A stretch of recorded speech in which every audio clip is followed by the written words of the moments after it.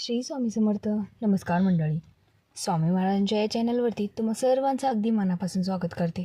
तर चला मग व्हिडिओला सुरुवात करूया. तर मंडळी, आजच्या व्हिडिओचा विषय असा आहे की स्वामींची नित्यसेवा कशी करावी.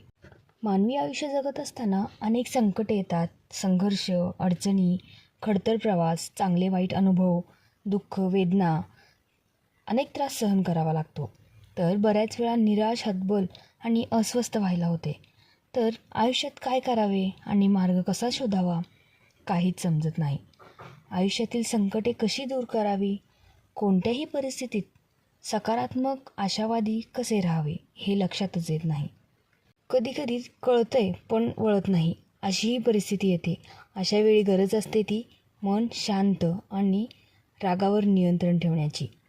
तसेच सारासार परिस्थितीची विचार करून शांतपणे निर्णय घेण्याची. पण आपले स्वभावगुण म्हणा किंवा परिस्थिती म्हणा तसे करू देत नाही आणि इच्छा असूनही आपल्याला शांतपणे विचार करता येत नाही.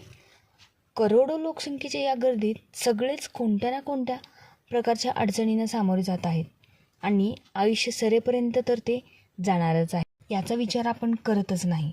दुःखात सगळेच विसरून जातो. तर मग अशा वेळी काय करावे?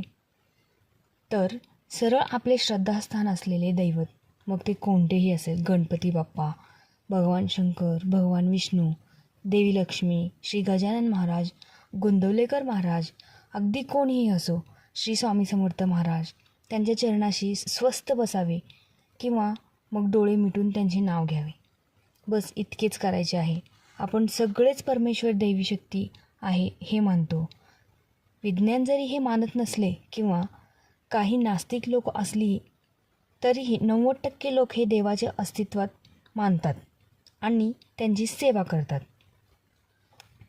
करोडो लोकांचे श्रद्धास्थान असलेल्या आणि आपण त्यांना नाही तर स्वतः त्यांनीच सेवा करून घेण्यासाठी आपली निवड केली आहे असे मानले जाणाऱ्या आणि हाकेला धावून येणारच हा विश्वास तसेच खात्री असलेल्या, अत्यंत साध्या पद्धतीने प्रसन्न होणाऱ्या, जे अनादी काळापासून आहेत आणि अनादी काळापर्यंत राहतील, हम गया नहीं जिंदा है असे स्वतः सांगणारे करोडो भाविकांचे श्रद्धास्थान म्हणजेच श्री स्वामी समर्थ. श्री स्वामी समर्थ महाराजांची सेवा कशी करावी आणि काय करावी हे आपण बघूया. तसेच सेवा करूनही कोणत्याही अडचणीवर उपाय कसा मिळवावा ते जाणून घेऊया. नित्यसेवा म्हणजे काय?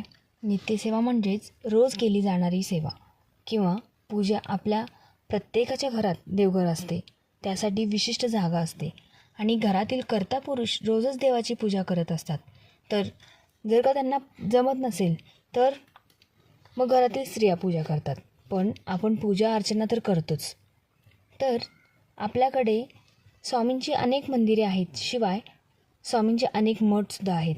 अशा मठात काही सेवेकरी सेवा कशी करावी याचे मार्गदर्शन करतात आणि आयुष्यातील अडचणींवर उपाय पण सांगतात.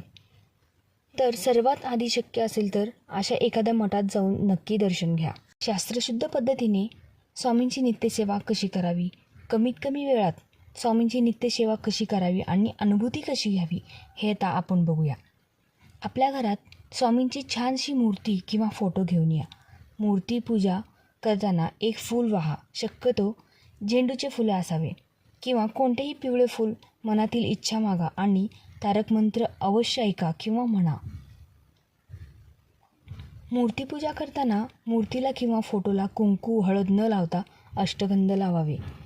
स्वामींना हिना अत्तर खूप प्रिय आहे, त्यामुळे पूजेत त्याचा वापर नक्कीच करावा.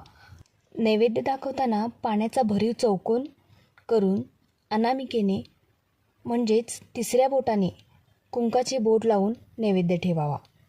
नैवेद्य ठेवण्याआधी आणि नैवेद्य दाखवल्यानंतर मुजरा करायला विसरू नका, कारण स्वामींना मुजरा खूप प्रिय आहे. स्वामींना नैवेद्य दाखवल्यावरच घरातील इतर मंडळींनी ती ग्रहण करावा. सकाळी किंवा सायंकाळी दोन्ही वेळा नैवेद्य दाखवावा. रात्री जर ताजे जेवण बनवले नसेल तर गरम भात करून दूध, साखर, पोहे किंवा दूध भात ठेवावा. नैवेद्य दाखवताना निरंजन तेवत असावे आणि अगरबत्ती लावलेली असावी. रोज 11 माळ श्री स्वामी समर्थ हा जप करावा. जपमाळ नसेल तर 20 मिनिटे हा जप करावा. किंवा तेही जमत नाही. नैवेद्य दाखवताना पाण्याचा भरीव चौकोन करून अनामिकेने म्हणजेच तिसऱ्या बोटाने कुंकाचे बोट लावून नैवेद्य ठेवावा. नैवेद्य ठेवण्याआधी आणि नैवेद्य दाखवल्यानंतर मुजरा करायला विसरू नका, कारण स्वामींना मुजरा खूप प्रिय आहे. स्वामींना नैवेद्य दाखवल्यावरच घरातील इतर मंडळींनी ती ग्रहण करावा. सकाळी किंवा सायंकाळी दोन्ही वेळा नैवेद्य दाखवावा.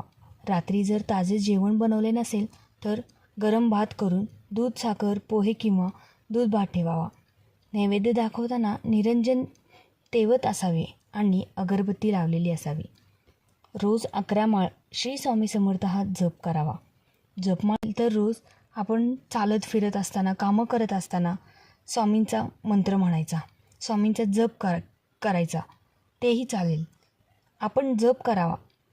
आणि आपण जप कसा करतो यापेक्षा कोणत्या भावनेने आणि श्रद्धेने करतो ते महत्त्वाचे असते.